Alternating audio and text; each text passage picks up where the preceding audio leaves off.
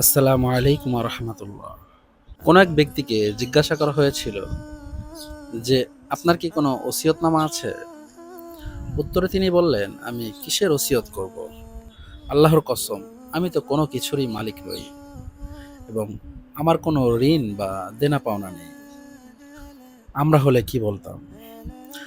আব্দুল্লাহ ইবনে খুবাইব রাহিমাহুল্লাহ বলেন, আগামীকাল অর্থাৎ হাসরের দিন যে জিনিস তোমার ক্ষতি করবে তাছাড়া অন্য কোনো জিনিসের জন্যে তুমি দুঃখ করো না, আর এমন কিছুতেও আনন্দিত হও না যা আগামীকাল তোমার দুঃখের কারণ হবে।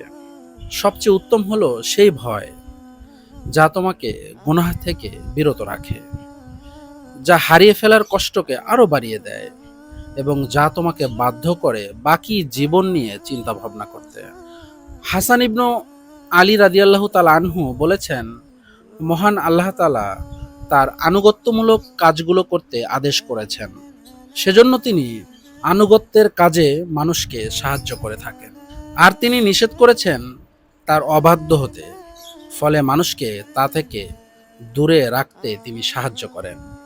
অতএব তুমি ততটুকুই খারাপ কাজ করো জাহান্নামের যতটুকু আগুন তুমি সহ্য করতে পারবে বলে মনে করো।